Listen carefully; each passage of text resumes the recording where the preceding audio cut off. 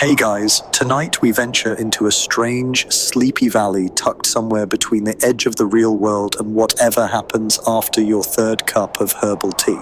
A place where dragons grumble about property taxes and magical creatures debate noise complaints like it's a sport.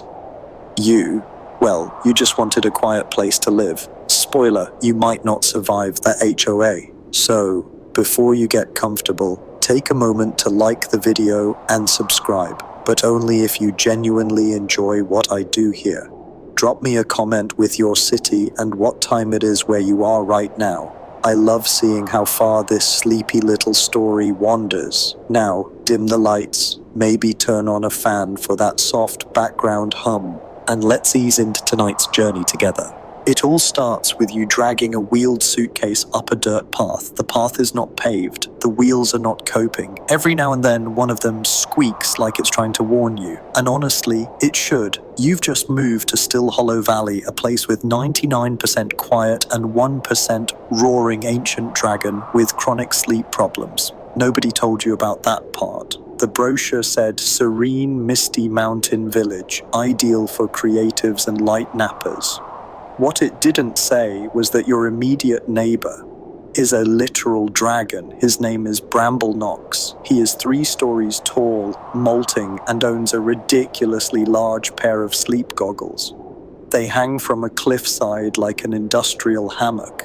The locals say he's been asleep for over a century, waking only to file noise complaints or occasionally destroy a harp if it's too pitchy. Once, someone had a wedding with enchanted maracas. The next morning, their house was politely missing. And now, he's noticed you. He's not angry. Not yet. But he did send you a note, scrawled into the dirt with one claw. It reads, "You seem lovely. Please be quieter, or less alive."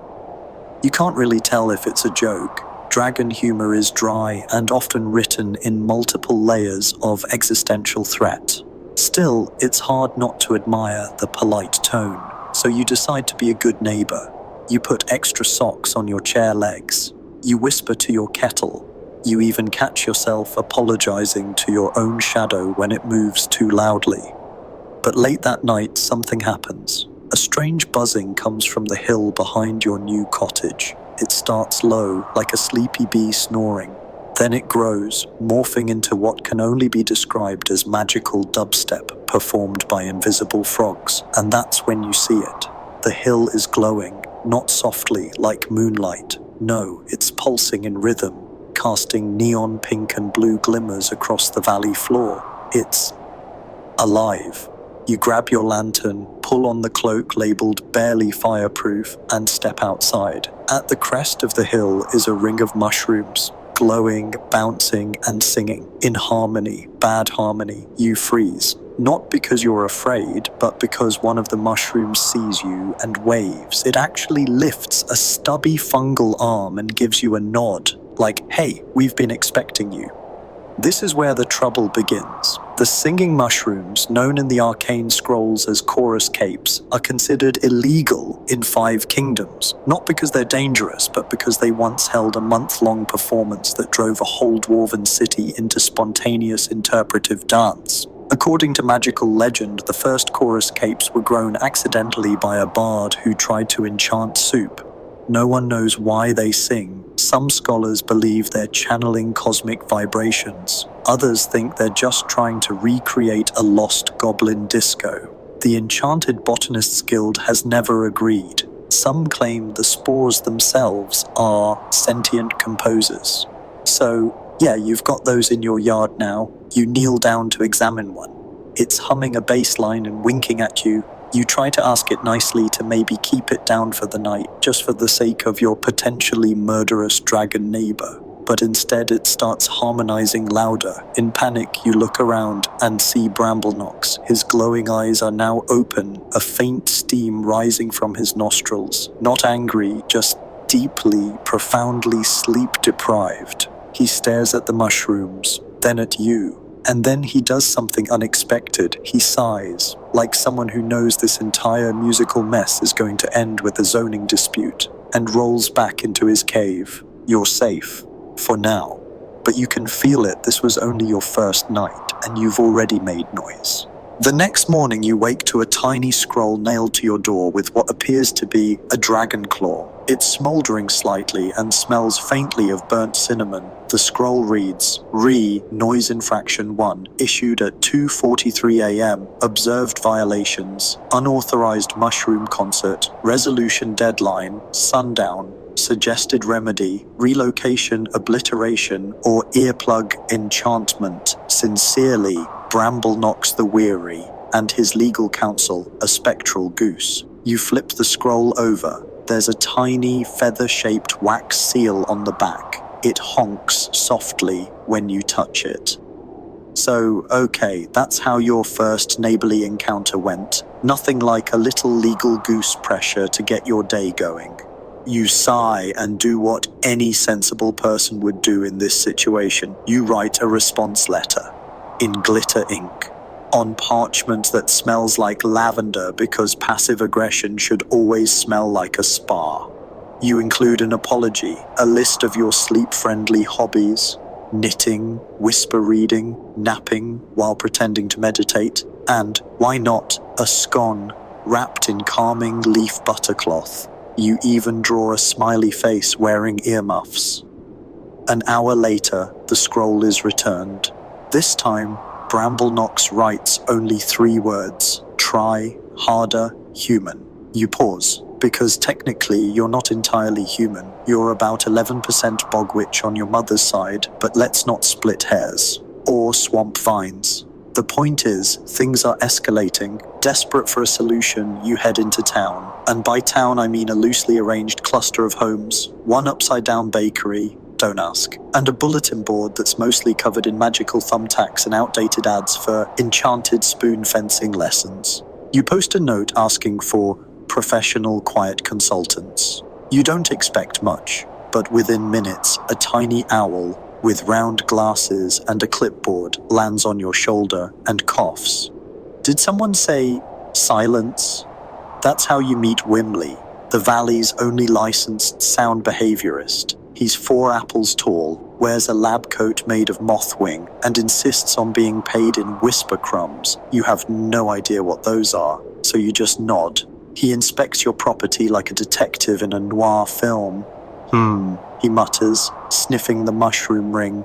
Classic chorus capes, grade B, amateur notes, possibly compost born. Did you host a moonlit chili night recently? No, you whisper. I just moved in. Shame. They love fermented bean energy. He taps his clipboard. He then pulls out a glowing spoon and points it toward the mountain. The dragon's in stage 7 slumber deficit. That's 1 tier above groggy and 2 tiers below volcanic. You're in the danger zone. You ask if there's anything you can do. Something reversible, quiet, and ideally not illegal in 17 realms. Well, Wimley says, adjusting his glasses. You could try the ancient ritual of ordeal appeasement, but there's a catch. Of course there's a catch. There's always a catch. He leans closer. You'll need to fetch the Teapot of Echoes, last seen in the abandoned tea house of Time Warden Aloriath. And yes, it's haunted, but only by calendar spirits. Now, to be clear, teapots in the magic world are never just teapots. According to legend, this particular one was forged by a time mage who wanted to relive his favorite conversations over and over. Problem is, it worked too well. Every time the pot is used, it replays not just voices, but moods, arguments, giggles, awkward silences, and ancient screams of long-forgotten teabag dunking techniques. Some say it's dangerous, others say it makes excellent oolong. Scholars have never agreed on its true origin. Some believe it was created to train diplomat apprentices in listening skills. Others think it was just a cursed kitchen accident. The Academy of Chrono Appliances has debated it for centuries and still ends every symposium in confused applause. But you're not here for academic debates. You're here because a dragon is mad and a singing mushroom thinks it's the reincarnation of a disco ball. So with nothing but a map drawn on a napkin, your trusty lantern, and a borrowed silencing charm, which smells weirdly like uncooked rice, you head for the edge of the valley. Behind you, Bramblenox shifts in his sleep and grumbles. A puff of smoke curls into the morning sky like a warning sigh. The quiet, it's officially over. The road to the abandoned tea house is not marked on any official map, which, in hindsight, makes sense. Most places that mess with time tend to get edited out of cartographic records. Too many complaints from lost hikers and anxious pocket watchers. You hike through twisted pines that hum softly, trees that only grow where the minutes wobble. According to forest folklore, these are called tickwoods, and their leaves are shaped like clock hands. If you listen close, you'll hear them whisper reminders of tasks you forgot to do last Tuesday. One leaf mutters something about renewing your broom license. Rude. After an hour or maybe a month, it's hard to tell, you reach a clearing with a tea house that's clearly seen better decades. The roof is slanted, the door is missing, but there's a faint smell of bergamot and broken promises in the air. This is it, the tea house of echoes. You step inside carefully. The floorboards creak like they're trying to give you spoilers. Inside, shelves lined with mismatched teacups sit perfectly still, despite the wind outside. A faded chalkboard reads, "Today's special, Loopsbury scones. Eat once, remember forever." You don't touch anything. You've read enough magical side effects manuals to know better, but the air is thick with memory. You can feel laughter from long ago, arguments over sugar cubes, someone practicing a love confession with the wrong inflection over and over again. And then you hear it, a voice, warm, raspy, British. Ah, another seeker of silence, or tea, or both. You turn slowly. Behind the counter floats a translucent figure in a frilly apron, reading a worn-out recipe scroll. Her name tag reads, Aloriath, she, her, temporal artisan. She doesn't seem threatening, more like the ghost of your favorite eccentric librarian. She squints at you. Well, you're not a memory, unless I imagined someone with your hairstyle, which, unlikely. You explain your situation, the dragon, the noise, the mushroom chorus that may or may not be forming a fan club. You mention the teapot. Aloriath nods gravely. Ah, yes, the teapot of echoes, still here, still noisy, still rude, but useful. Come with me. She leads you through a back door and down a spiral staircase that descends into what looks like a cellar, but feels like an hourglass turned sideways. Clocks of all shapes hang frozen on the walls. One loudly ticks backward. At the center of the room, sitting atop a cushion of velvet cobwebs, is the teapot. It's silver, elegant, and ever so slightly vibrating. The handle is shaped like a curled ear. The spout whispers faint phrases in different tones. I told you we should have taken the shortcut. But is it really love if he keeps mispronouncing elixir? Steep for precisely 5 regrets. Aloriath hands you a small crystal saucer. This will help you capture the memory you want to use. Be precise. The teapot doesn't do vague. You nod and reach for the handle. It's warm, comfortably so, and the whispers pause. The room hushes. You think hard. You remember the quietest moment you've ever felt. Lying under a blanket of stars as a child, the world muffled by snow, listening to the silence between owl calls. With a soft chime, the teapot begins to glow. A swirl of memory pours from the spout into the saucer. The room fills with the faint sound of snowfall. Even the backward clock slows to a crawl. Aloriath smiles.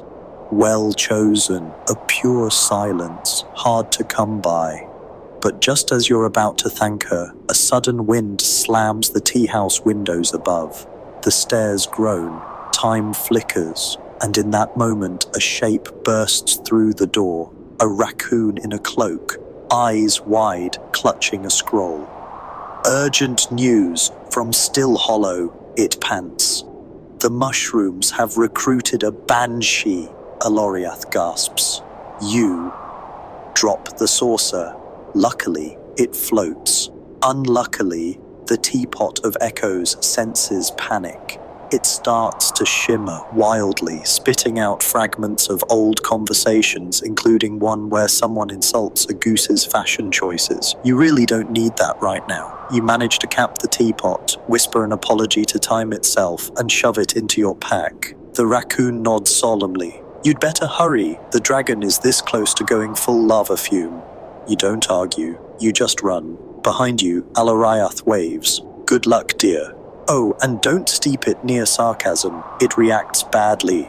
As you race through the forest, the tickwoods seem to cheer you on. One leaf whispers, finally, some plot development. You clutch the teapot tight. It pulses softly against your side, as if it too knows what's coming. And Bramblenox, he's waking up again. By the time you return to Stillhollow Valley, your cloak smells like ghost dust. Your knees are protesting the very idea of stairs. And your enchanted socks have given up all hope of staying dry. The valley is not the same as when you left it. For one, your front garden appears to be hosting a spontaneous scream yoga session. You stop at the edge of your fence. Yes, those are mushrooms. Your mushrooms. Surrounding what looks like a floating, translucent woman in flowy gauze robes, wailing operatically into the clouds. That, mutters Wimley the owl, who has been waiting on your windowsill like a judgmental librarian, would be the banshee, classic overcompensation. He flutters down to your shoulder as you take in the scene. The mushrooms are now harmonizing with the banshee, creating an unsettling genre of music you'll later mentally classify as goth folk dubstep fusion. The valley rabbits have fled. The toads are wearing earmuffs. The dragon? He's rumbling. This is bad, you mutter, more to yourself than anyone. I've heard worse, Wimley shrugs, but mostly in wizard karaoke bars. You don't have time to unpack that. Instead, you rush inside and carefully unstrap the teapot of echoes from your pack. It hums contentedly, whispering snow-laced silence from its spout. The crystal saucer floats alongside it like a helpful ghost pet. You remember Alariath's warning. Don't steep it near sarcasm. You eye your house. Nope. Way too much residual sarcasm in here. You head back outside. All right, you tell Wimley. How do I deploy a time-bound silence memory into a screaming mushroom rave situation? He ponders this, flapping to your rooftop for perspective. Well, ideally, you steep the memory in a sound source, like, say, an amplifier rock or an ancient acoustic altar. But if none of those are available, he peers down. You could always try the old-fashioned method, pour it on someone dramatic. You glance at the banshee, currently hitting an E above high C, and swirling like she's auditioning for Phantom of the Opera. Afterlife edition. You sigh. Of course. Throw the magical memory tea on the screaming ghost. You walk carefully to the edge of the performance circle. The mushrooms notice you mid-riff, and a few of them pause, curious. The banshee turns mid-wail. She blinks, confused by your teacup, then continues shrieking, perhaps louder this time, as if offended by your vibe. You take a deep breath, lift the saucer, and pour. The moment the silvery liquid hits the air, everything shifts. The sound stops, no fade out, no soft diminuendo, just nothing. Pure, crystalline stillness. The banshee's mouth is still open, her face frozen in mid-area, but no sound comes out. She floats to the ground, stunned. One of the mushrooms quietly whispers, "Whoa!" And then, from the hills, a massive exhale. It sounds like a mountain sighing. The earth rumbles just a bit. You turn to see Bramblenox watching. His enormous head leans out from his cave, eyes half-lidded, expression neutral, and then, slowly, he nods. The mushrooms settle. The banshee, still visibly confused, floats over to you and bows. "I've never been silenced before," she murmurs. "That was oddly therapeutic." You nod, happy to help. "Would you mind maybe taking your dramatic energy somewhere less residential?" She tips an imaginary hat and vanishes in a puff of lavender fog. Wimley swoops down, impressed. Well, you've done it. That was a full Class 3 sonic mediation ritual. Not bad for someone who can't fold fitted sheets. You don't dignify that with a response. Instead, you turn to the chorus capes, who are now humming softly in a much calmer key. One of them plucks a daisy and hands it to you. You accept it with a sigh and a faint smile. Just as you're about to go inside and maybe collapse for 3 days, a scroll drops from the sky. It lands with a thump. You open it. Official noise resolution notice infraction, resolved sanctions, lifted personal note. The snow memory was lovely, thank you. Signed, Bramblenox the Weary, currently in REM cycle, please do not disturb. You blink. Then, behind you, a single mushroom whispers, encore. You deadpan, try it, and I make soup. And finally, the valley is still. You wake up the next morning to birdsong, soft wind through your shutters, and, miraculously, no banshee arias or mushroom harmonics. Just silence. Sweet, blanket-wrapped, nap-worthy silence. For the first time since moving to Stillhollow Valley, the world feels manageable.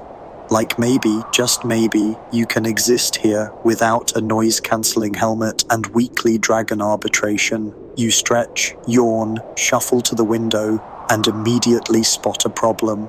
There's a goose on your roof, not just any goose. A glowing, mildly translucent, aggressively official-looking goose in a tiny cravat. Its eyes meet yours with the calm, accusatory energy of someone who definitely files audits for fun. It honks, then drops a scroll. You unroll it slowly, mentally bracing for another round of dragon lore and quiet order. To the resident of Parcel 4B, due to recent use of unauthorized memory magic within municipal silence zones, you are hereby summoned to an emergency conflict de-escalation tribunal hosted by the Valley Magical Housing Authority, VMHA. Failure to attend may result in relocation to the Caves of Constant Whistling. Sincerely, Geraldine Honkforth, Senior Legal Goose. You stare at the letter. The part about constant whistling sends a chill down your spine. Wimley lands beside you, coffee in claw. Ah, Geraldine. She once sued a thundercloud for excessive rumbling, lost, but made it drizzle in shame for a week. You glance toward the distant hill where the tribunal will meet, already regretting your life choices. Still, you don't want to get banished, or worse, moved next to a barred commune. So you pack a few essentials, calming tea, the teapot of echoes, now purring like a sleepy kitten, and a little charm that smells like baked apples and confidence. You also bring a copy of How to Win Arguments with Elementals and Why You Probably Shouldn't, just in case. The tribunal takes place in what used to be a community amphitheater, now repurposed into a floating stage ringed with enchanted folding chairs. Several magical residents are already seated, a yawning cloud spirit, a disgruntled centaur with noise-cancelling earmuffs, and, of course, Bramblenox, who seems to be attending via nap projection. His translucent dragon form floats lazily above the chairs, eyes closed, emitting the occasional thunderous snore. At the center stands Geraldine, flanked by 2 assistant ducks in matching waistcoats. She honks to begin. Case number 472111, humanish being recently relocated, accused of unauthorized temporal resonance deployment, improper use of nostalgic quietude, and aggravated disruption of spectral opera. You wave politely. Geraldine narrows her eyes. How do you plead? Wimley clears his throat beside you. With sincerity, remorse, and mild exasperation, your honkness. You explain your side of the story. The accidental mushroom concert, the banshee recruitment, the careful selection of a silent snow memory. You even offer a small playback sample from the teapot. It whispers a gentle hush over the tribunal, and for a moment, everyone sighs in unison. Even Geraldine's wings droop a little. She scribbles something on her scroll. To be clear, she says, You used a Class 2 Echo artifact in a Level 3 ambient zone without prior consultation from the Quietude Advisory Circle. You blink. Those are words, yes. There's a pause. Then, from the projection above, Bramblenox rumbles. Let it go. They fixed the noise. I slept for 6 hours. That's a personal best this century. Everyone turns to look at him. The centaur raises a hand. I second the dragon, and I liked the snow thing. My hoof cramp went away. The cloud spirit makes a sound like a lazy breeze in agreement. Geraldine sighs. Very well. By authority of the VMHA, the charges are reduced to a Class 7 sound misstep with an optional restorative task. You may choose to complete a community quiet project, or write a public apology in rhyme.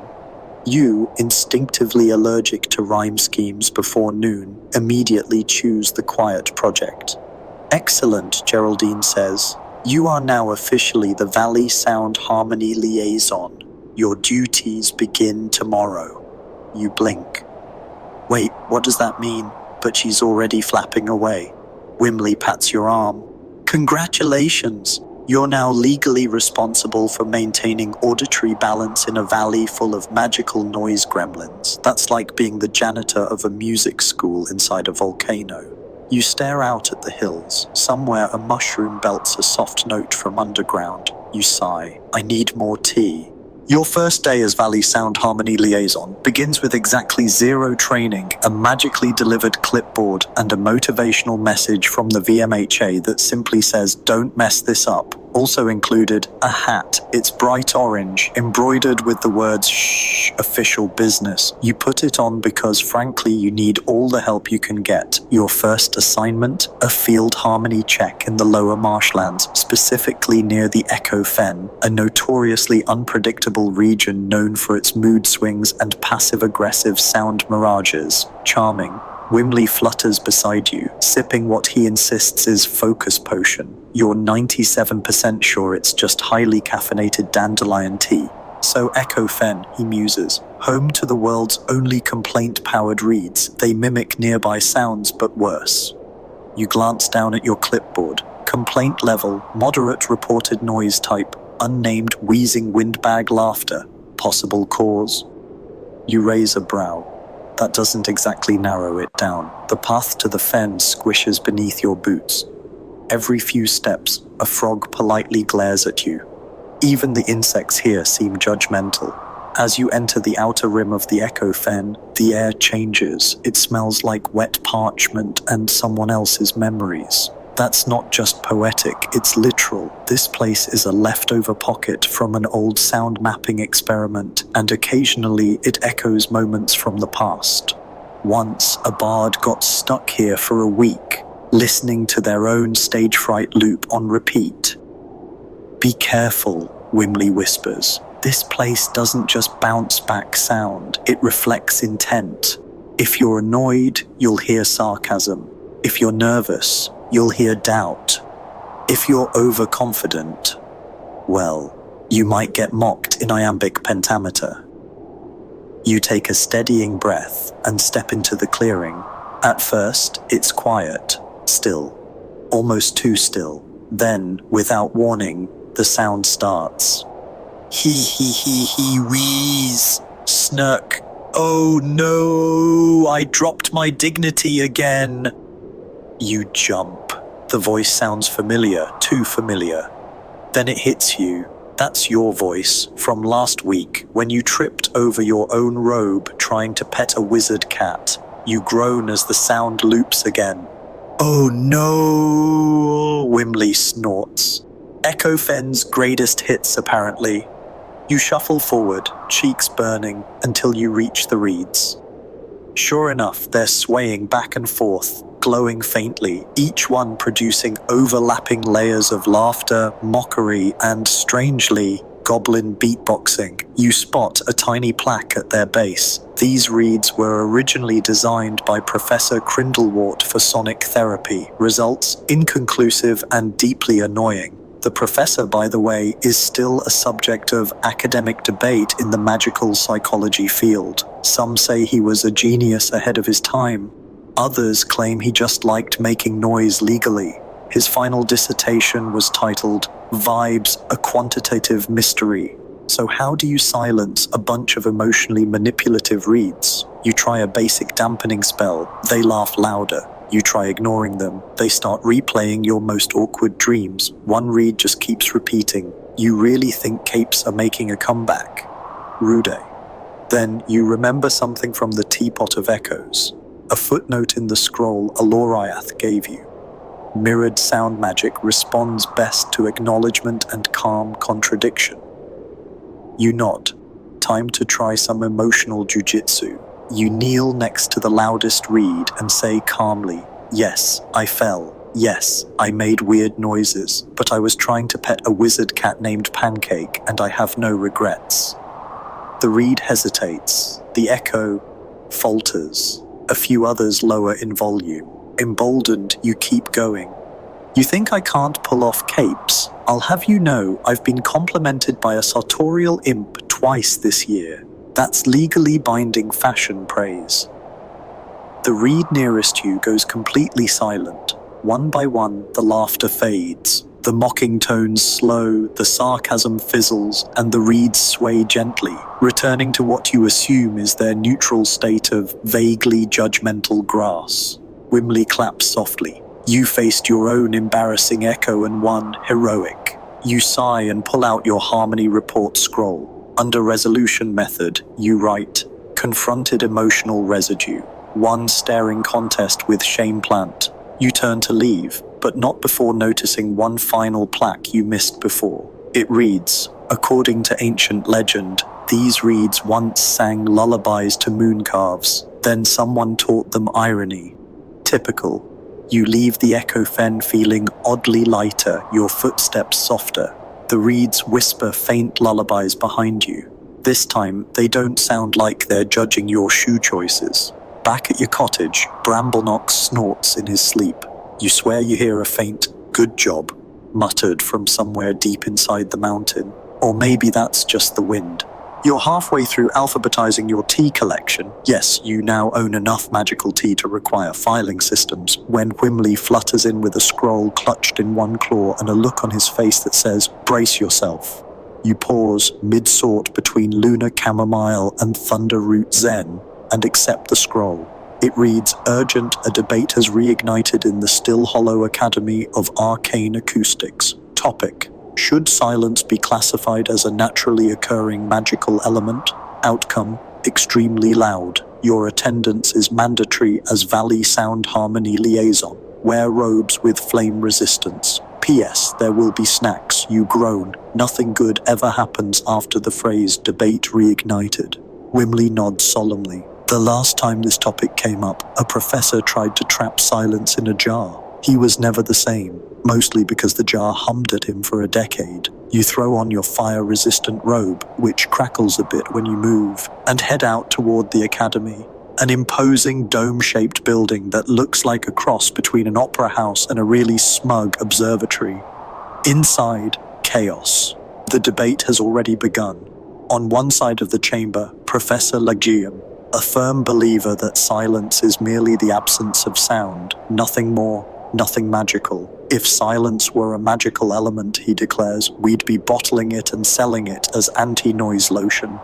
On the other side, Professor Velix, whose glasses perpetually fog from the sheer heat of her frustration. She slams her staff down and says, "Silence is presence, not absence. It bends perception, alters magic, shapes thought. Ask any dreamweaver or sleep dragon." Several students nod, furiously taking notes. One is clearly just drawing a bored-looking mushroom. You're escorted to the center of the chamber, where an enchanted microphone made of birch and passive-aggressive enchantment hovers, waiting for you to speak. You clear your throat. As someone who recently poured memory-steeped silence over a banshee and made a dragon cry happy sleepy tears, I'm going to go ahead and say, silence has intentionality.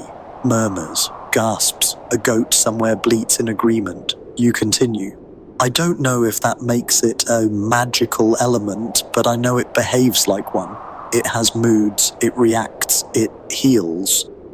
One of the older professors strokes their beard and mutters, "The kid might be onto something." You take a deep breath and step back as the panel resumes arguing, with significantly more nuance this time. Whimley tugs your sleeve and leads you out before someone drags you into a thesis duel. As you walk the halls of the academy, you notice a display case labeled "Failed Experiments in Acoustic Magic." One of them is a small stone labeled "Silent Seed, Unstable." Whimley points to it. "That thing once grew a field of quiet so profound, it made people forget how to yell for soup." You raise a brow. "Useful or terrifying?" He tilts his head. "Yes." Before you leave, a student chases you down and shyly hands you a note. "Thank you for what you said. I'm studying dream acoustics, and I've always felt that silence is a kind of language. People just don't always know how to listen to it." You smile, tuck the note into your pocket, and leave the academy. Back at home, you brew a cup of driftleaf murmurs, a tea known to produce calming background thoughts like, "You're doing okay," and "Maybe don't check your inbox." You sip it slowly on the porch. The valley is quiet again, not empty, but full of gentle hushes. The distant wind, the rustle of moss, the low purring of the mountain dragon's breath. And in that quiet, you feel something subtle click into place. Not a revelation, not a prophecy, just peace for now. The next morning, your tea mug slips from your hand and floats 3 inches above the table. This is not part of your normal routine. The mug rotates slowly, steam rises in a perfect spiral, and then, because apparently mugs now come with personality, it sighs. Whimley, perched on a ceiling beam eating a miniature croissant, looks down. "Ah, you've got hover mood. Classic case. Happens when residual silence magic lingers too long in domestic items." You blink at him. "My kitchen is emotionally hovering." "Technically, yes. You may have oversteeped the memory silence," he says, wiping crumbs off his beak. "Houses can get moody when the vibes are too balanced." That sounds both ridiculous and somehow extremely on brand for this valley. Then there's a knock at your door. It's gentle, rhythmic. 3 taps, pause, 2 taps, pause. The official knock of the Quietude monks, who are the magical equivalent of noise therapists, acoustic engineers, and white noise DJs, all rolled into one. You open the door to find a figure in a charcoal grey robe, holding a clipboard made of woven silence fibers, you don't even hear it rustle, and a faintly glowing satchel. "Peace upon your decibels," they whisper. "I'm here for the echo sync assessment." You stare blankly. The monk sighs soundlessly and gestures to your porch, where your flower pots have begun rhythmically swaying and your welcome mat is mumbling apologies in Old Goblish. "Your house is vibrating on an echo loop," they explain. "Common post-temporal teapot syndrome. If left unchecked, the feedback may attract sound mimics." Whimley gasps. "Oh no, not mimics. Last time they showed up, someone's mailbox started repeating gossip from 1983. You quickly allow the monk inside. They begin placing soft, velvet triangles in the corners of your cottage, murmuring phrases like vibe neutralization and reverberation detox. At one point, they shake a bottle of what looks like moonlight-infused rice water and mist it over your teapot. The teapot purrs louder, then sneezes. You ask, as politely as you can, "So, how do I not accidentally break the sound magic emotional infrastructure of my home again?" The monk pauses mid-spray and says, "Ever heard of whisper anchors?" You shake your head. "Old tradition, objects enchanted to hold balance in a space, usually a journal, a bell, or..." They reach into their glowing satchel and pull out a spoon that hums lullabies. You stare. The spoon hums softly, a sweet, tinny tune that instantly makes your knees want to nap. According to legend, yes, even spoons get legends. This particular one once belonged to a kitchen bard who believed that every meal should end with a sigh of relief and a good nap. Her spoons were enchanted with lullaby vibrations to settle the soul. Of course, the academic community still argues over whether the spoons were really responsible. Some believe the calming effect came from the bard's impeccable macaroni. The Spoon Ethics Society has never reached consensus. You gratefully accept the humming spoon and place it on the mantel. Immediately, the floating mug settles. The plants stop swaying. The welcome mat takes a nap. The monk nods. Your home is stable, for now. They turn to leave, but not before handing you a second object, a listening stone etched with soft runes. For community purposes, they explain, holds the sound of a place when it's most itself. Use it in your next harmony patrol. You thank them, they bow, quietly of course, and vanish into the fog like a customer service dream. As the door closes, Whimley lands beside the listening stone. You know, he muses, this whole sound liaison gig is turning out a lot more mystical than I thought. I expected you to hand out noise-cancelling charms and yell at loud frogs, not balance domestic echo fields with emotionally sentient utensils. You gently tap the spoon.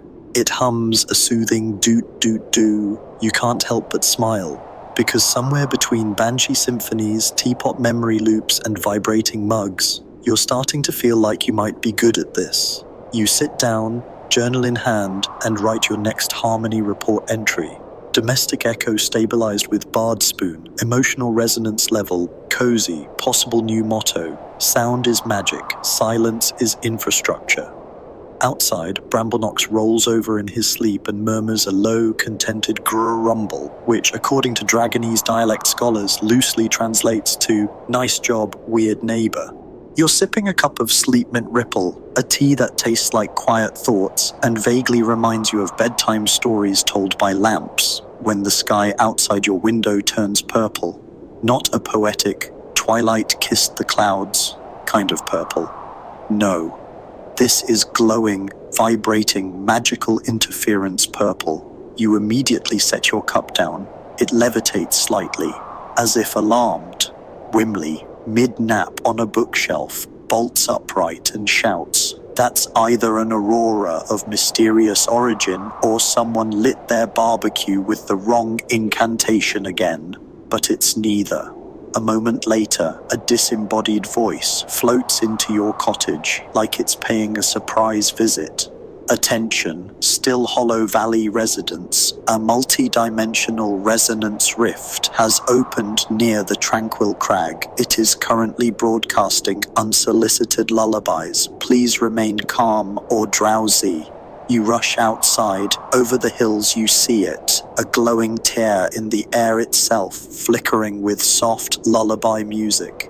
It's beautiful. Gentle notes drift out, wrapping around trees, animals, birds, even rocks. You pass a squirrel mid-climb who has fallen asleep mid-acorn. Whimley lands on your shoulder. Yep, that's a rift of residual soothing. Rare, dangerous, hugely relaxing.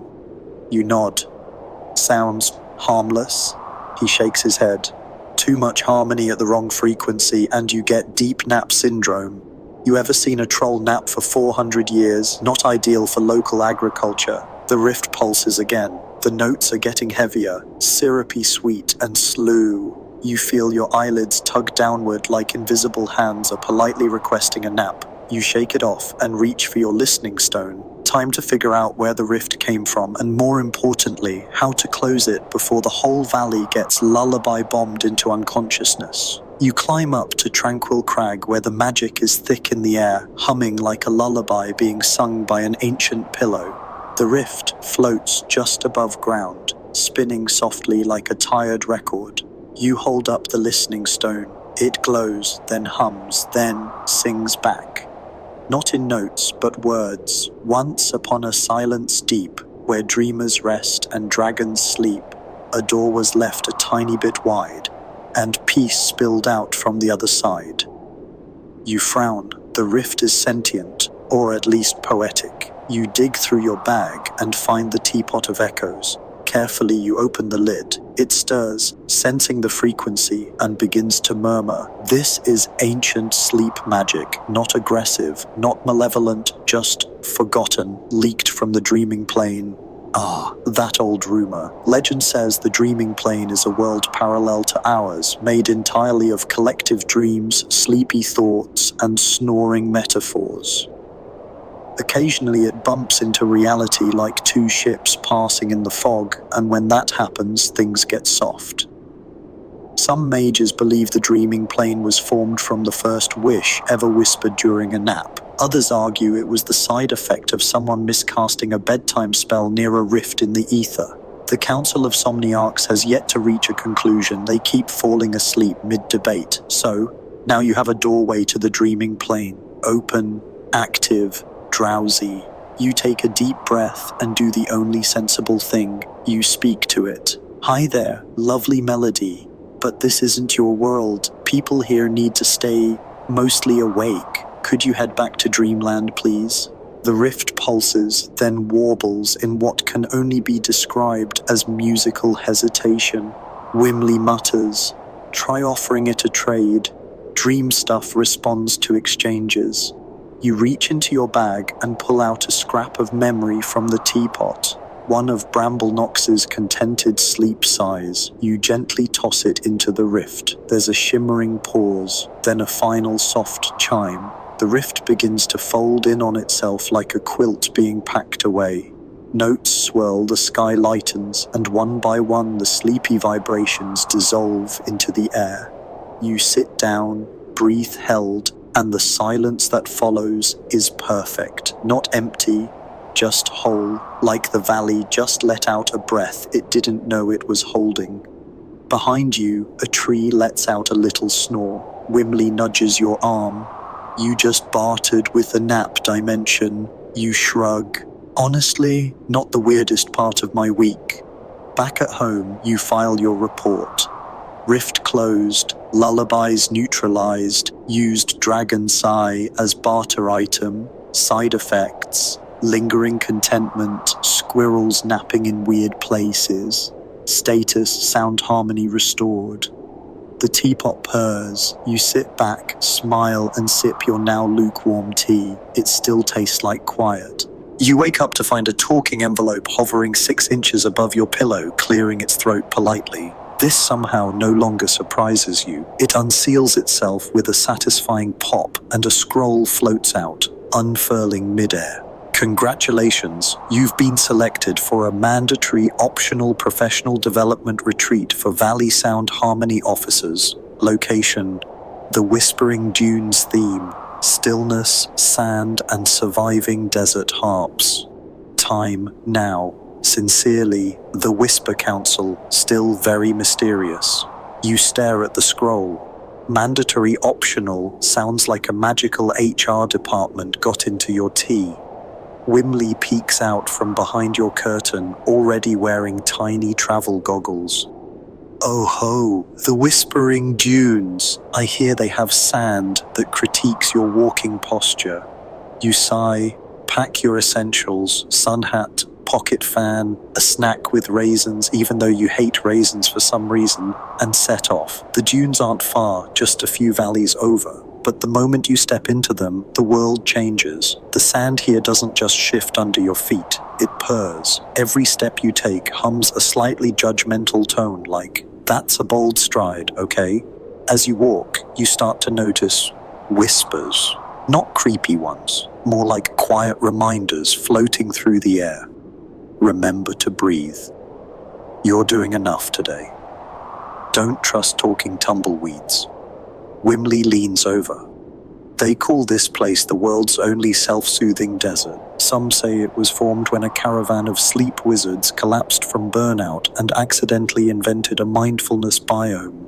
The story's disputed, of course. Some say the desert formed naturally from compressed sighs. Others claim it's actually a sentient sand spirit that got tired of noise and filed for environmental peace status. The Desert Law Committee has yet to publish a conclusive theory, mostly because their recording equipment keeps taking naps. After an hour of trekking, you reach a half-buried dome with a sign, Whispering Dunes Retreat Center. No screaming, no shoes, no sudden trumpets. Inside, it's oddly plush. Cushions everywhere. Soft bells hang from the ceiling. A goblin with a clipboard and a truly impressive robe greets you. Welcome, you're here for the quiet immersion training. You'll be assigned a harp. You blink.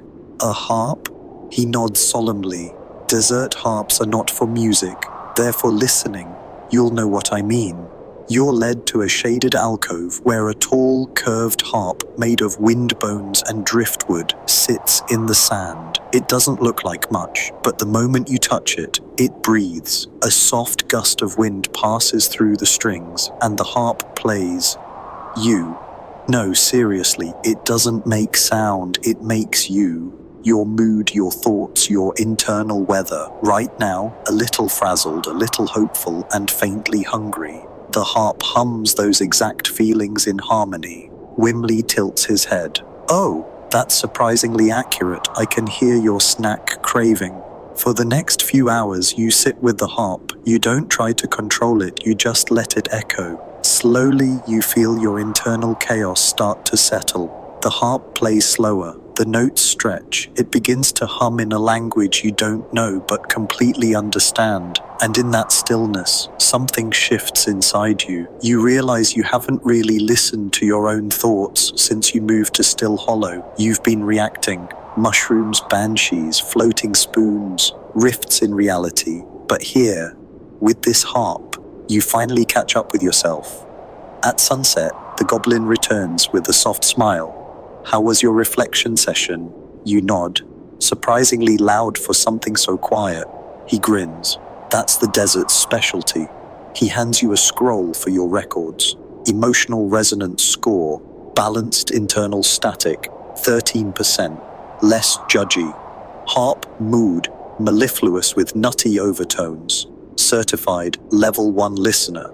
As you leave, the harp plucks a single final note, like a thank you. You feel lighter.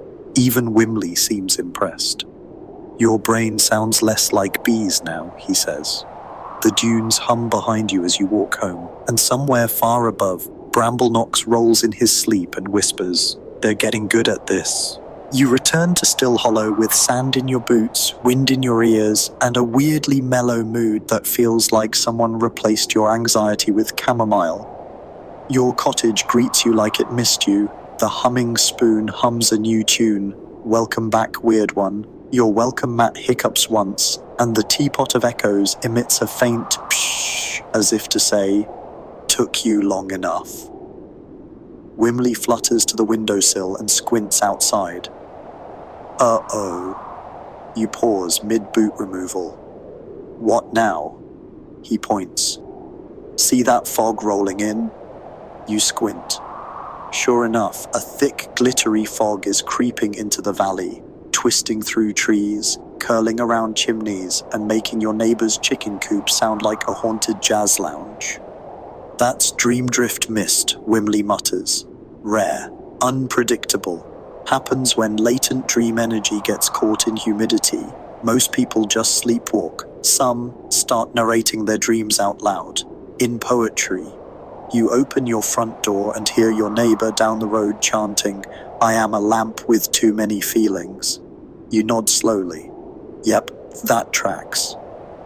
Dreamdrift mist is one of the magical world's more inconvenient phenomena. Not quite dangerous, not quite harmless, just inconveniently whimsical. You've read about it before. According to arcanists, it's basically weather-born from unfinished REM cycles. Legend says the mist was first recorded when a nap wizard fell asleep during a celestial alignment and accidentally projected their dreamscape into the atmosphere. The result? 3 weeks of fog that smelled like nostalgia and caused spontaneous dream monologues in goats. The Magical Meteorological Society still debates how to classify it. Is it a weather pattern, a sleep hazard, performance art? No one agrees. You sigh, toss on your Dream Interference Patrol scarf, standard issue now, apparently, and head outside to investigate. The mist is thick and glittery, like sparkles made of nap thoughts. It makes everything feel slow motion and slightly scented like fresh notebooks. As you move through the fog, you start to hear voices. Not alarming ones, just dream versions of people. Someone's dreaming they're a cup of soup. Another is arguing with a door about existential taxes. And then you hear something else, a soft, low voice, familiar. They'll leave soon, they always do, it's quieter that way. You freeze, it's Bramblenox, but not awake Bramblenox, no. This is his dream self, drifting out from the cave and echoing through the fog. You follow the sound toward the cliffs, where the mist is thickest. There, like a mirage wrapped in melancholy, floats a translucent version of the dragon, curled up, flickering, mumbling in his sleep. Maybe, this time, they'll stay. Your heart aches. You didn't think dragons got lonely, but this one, this ancient, sleep-loving, sometimes grumpy dragon, he dreams of company, of quiet not just as solitude, but as peace shared. You kneel, pull out the listening stone, and press it gently to the ground. It hums, then absorbs the dream voice. A faint glow remains in the stone's core. Whimley lands beside you. Well, he says softly, that's new. You nod. He's not just protecting his silence, he's protecting his hope. Dragons are strange like that, the owl says. Long lives, long sleeps, they remember too much and not enough. Back home, you place the glowing stone on your mantle. The spoon hums a low, understanding note beside it. Then you file your official report. Dreamdrift mist event, minor poetic disturbances, major insight gained, dragon dreams of not being alone, suggest further observation and gentle companionship. Personal takeaway, sometimes silence isn't absence, it's trust. As night falls, the mist begins to clear. The stars return, blinking like curious eyes. Somewhere a frog resumes its nighttime grumbling, and the chickens return to their regularly scheduled non-poetry. You curl up with a cup of soft tea and glance toward the mountain. Don't worry, Bram, you whisper.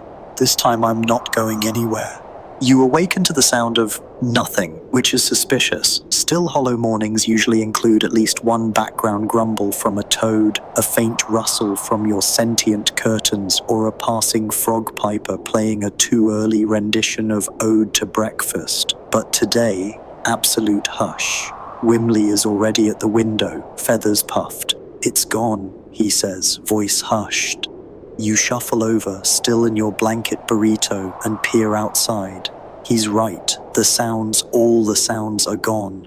The wind isn't blowing, the trees aren't creaking, even your nosy squirrel neighbor isn't knocking acorns off the roof like passive-aggressive missiles. You open the door. There's air, movement, color, but no sound. Even your own footsteps feel like they've been put on mute. Whimley flutters beside you, flapping silently, eyes wide. He holds up a tiny scroll he just retrieved from nowhere, a skill you've decided not to question. It reads, Urgent Harmony Alert Valley-wide Audio Anomaly Detected. Suspected source, the Silent Bloom. All available sound liaisons must investigate immediately. Reminder, do not sniff the bloom. Sincerely, the Whisper Council, still very mysterious. You frown. The Silent Bloom? Whimley nods. A flower that absorbs sound. Legend says it only blossoms once every 100 years, and only in places where the emotional atmosphere is unspoken but deeply felt. You tilt your head.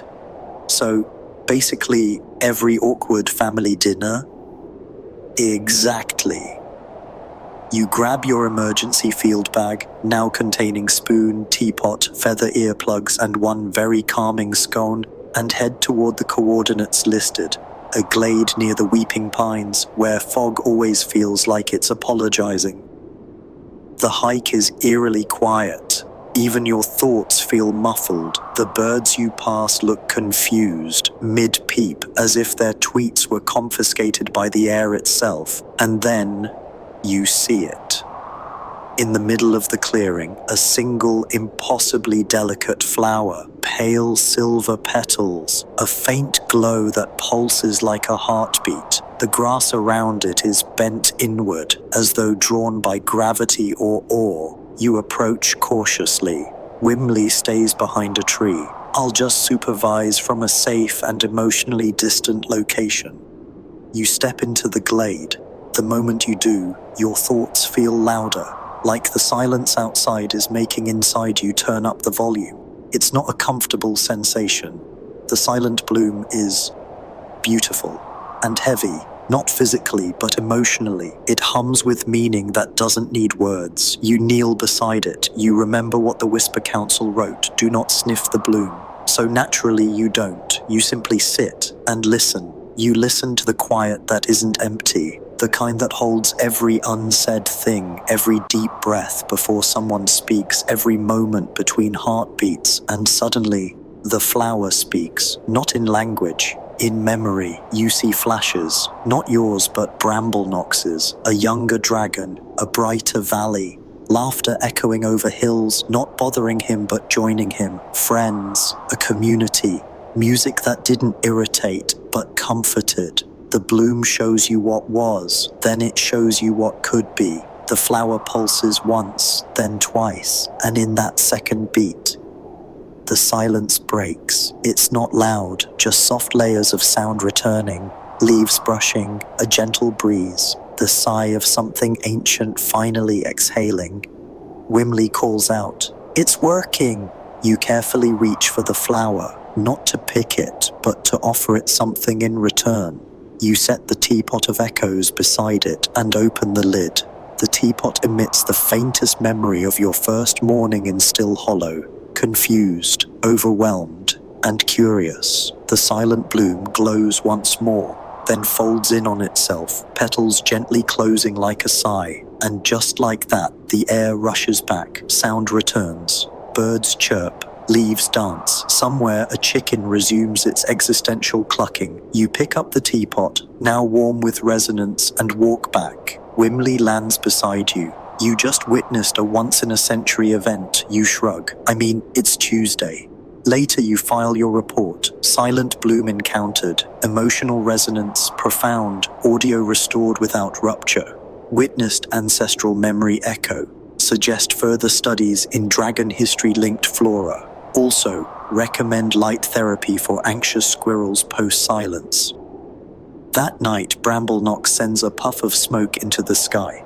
It swirls into a faint shape, the silent bloom, just for a moment, then fades. You're beginning to suspect that Stillhollow Valley has a mystical weekly calendar you were never given access to, because this morning, as you're halfway through brushing your hair with an enchanted comb that insists on complementing your scalp aura, the sky turns a vibrant chartreuse and a strange trumpet-like paroo echoes from the forest. You sigh.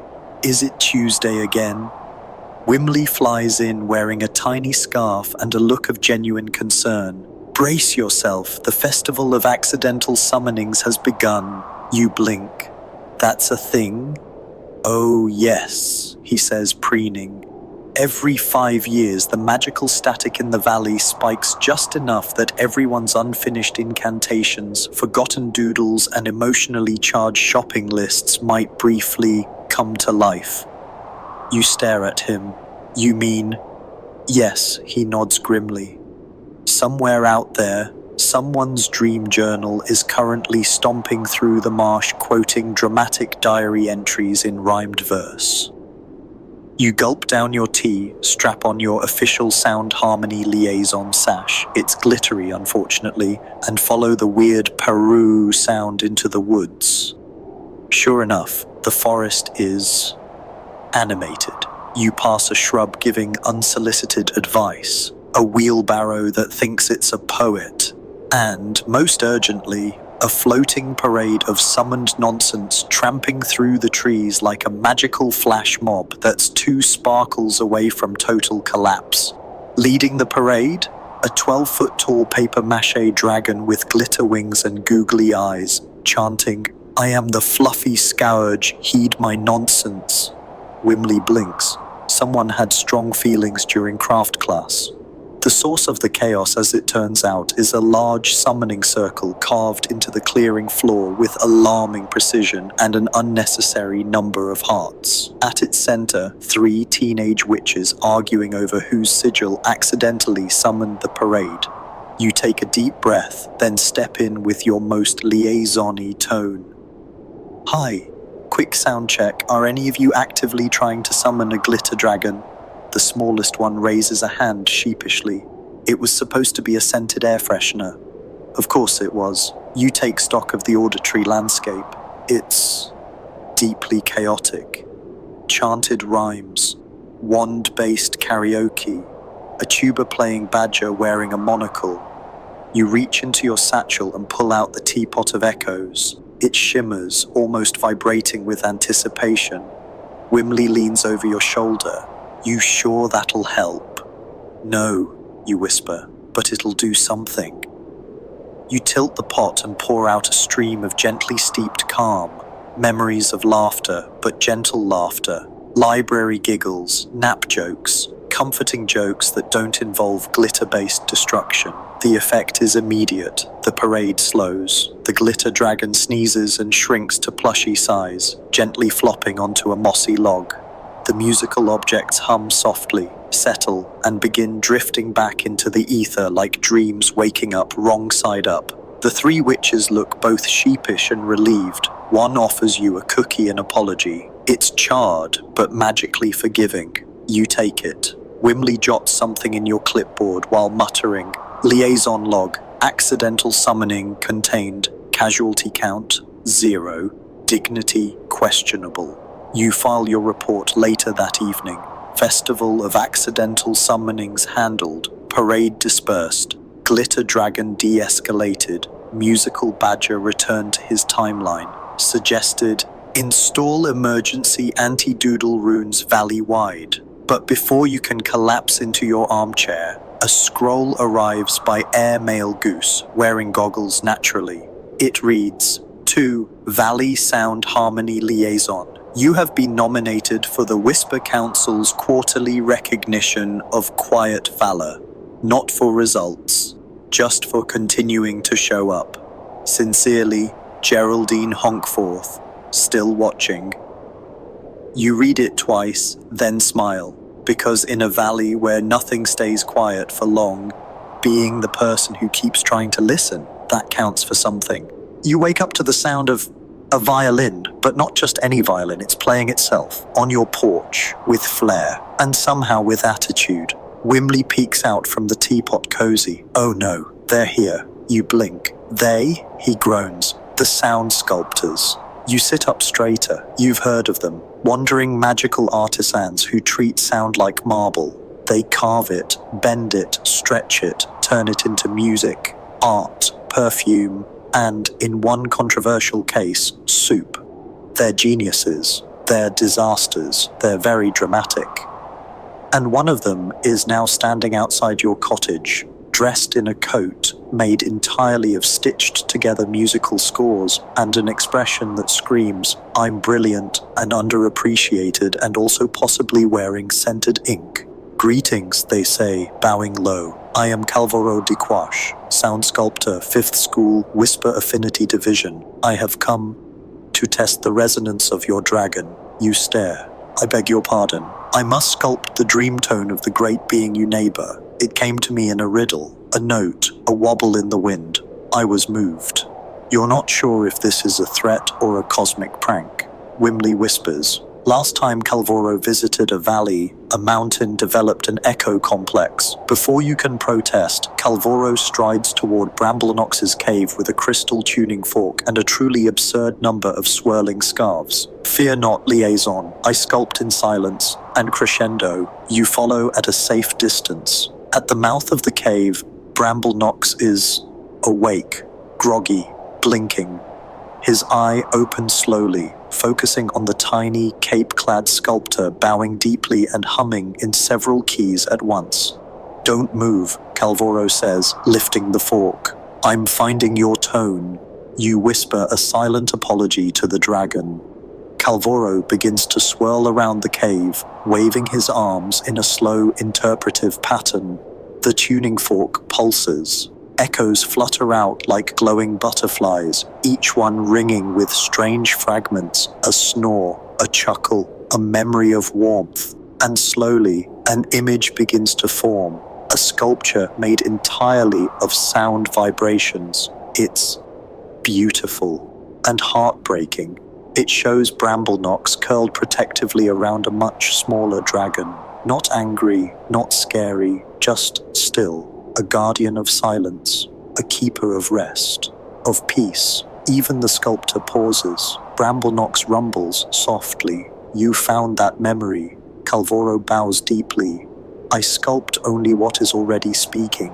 And then, because of course, something goes wrong. The tuning fork sparks. The sculpture pulses too fast. The air hums off key. Wimley yells, "The harmonic weight is unstable." The memory sculpture starts collapsing. You step forward instinctively and pull out the teapot of echoes. It hums, gently at first, then louder, channeling the memory of a deep sigh, a warm fire, a quiet room. The vibration steadies the air. The sculpture freezes, stabilizes, holds, and then settles into a final form. A simple glowing orb, like a heartbeat made visible.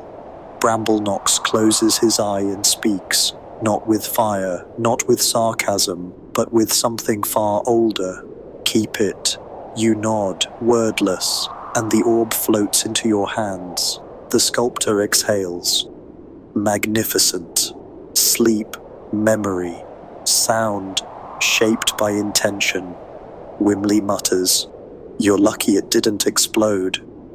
Back at your cottage, you place the orb on the shelf beside the humming spoon and the listening stone. Together they create a gentle ambience like a lullaby made of fog and soft stories. You file your report. Sound sculptor appeared. Created harmonic sculpture from Dragon's Echo history. Emergency intervention prevented collapse. Artifact recovered. Orb of dream tone. Side effects. Mild emotional resonance. Deepened local empathy field. Recommend nap and chocolate. As you settle in, the teapot purrs. The spoon hums a note that sounds suspiciously like a lullaby you haven't heard since childhood. And somewhere in his cave, Bramblenox shifts, a smile curling faintly at the edge of his ancient maw. You didn't expect your final harmony report of the week to involve constellations, but here you are, lying on a mossy hill at dusk, with a dragon-sized blanket tucked under your head and Wimley perched on your knee like a solemn, fluffy sundial. Above you, stars, real ones, the kind that only show up when the sky has had a particularly good nap. The valley is finally quiet. Not danger quiet. Not mushrooms plotting again quiet, just natural quiet. Soft breeze, crickets, the occasional snore from a contented owl somewhere in the thicket, not Wimley somehow. The kind of silence that doesn't feel like something's missing, but like something's finally complete. You stare at the stars and feel something shift in your chest. You've been here long enough now that the valley recognizes you, accepts you, maybe even depends on you a little, and maybe you need it too. Then you notice something curious. The stars are moving, just a little, not falling, just wiggling, like they're adjusting themselves into a new formation. You blink, Wimley whispers, "It's happening." You turn your head, he nods toward the sky. Every 100 years, if the valley achieves complete harmonic rest, the map above appears. It shows whatever the valley needs to remember. And slowly, the stars settle into a pattern. You see shapes begin to form. A glowing spoon, a floating mushroom, a tea kettle, a grumpy goose wearing bifocals, and finally, at the very center, a dragon curled in sleep, surrounded by soft music notes. It's Bramblenox. And you. The stars form the story of your time here, told in light. Whimley leans close. That's the valley's way of saying thank you. You blink fast. It's dusty up here. Allergies, probably. And then, in the silence that follows, you hear it. Not a voice, not a thought, a presence. Bramblenox, murmuring from deep within his slumber. Stay, watch, rest, you've done well. You whisper into the night, I'm not going anywhere. You file your final report by starlight. Sound harmony stabilized, artifacts aligned, valley at full resonance, map above revealed, memory archived in constellation, official note, I think I finally understand what it means to listen. You lay back on the blanket, listening to the sounds of the world doing exactly what it's meant to do. Rustle, breathe, sing a little, snore a bit. The quiet isn't empty, it's alive. And now, everything slows. The stars don't shimmer, they exhale. The wind doesn't move, it rocks. Even time itself seems to stretch out beside you, curling up in the soft moss and settling in for just a little while longer. Your breathing falls into rhythm with the sounds around you, soft, steady, unhurried. A night owl calls once, then thinks better of it. The trees creak, not from strain, but from remembering. Every leaf seems to whisper, you made it. Whimley is asleep now, a tiny puffball of feathers rising and falling against your side. The listening stone glows faintly in your satchel. And far away in his cave, Bramblenox sleeps without stirring, for once, not guarding, not waiting, just resting. And you're not fixing, solving, or quieting anything tonight. You're just here, breathing, still, warm, safe. Let the quiet take over now. Let the hush wrap itself around your thoughts and carry you somewhere softer, somewhere slower.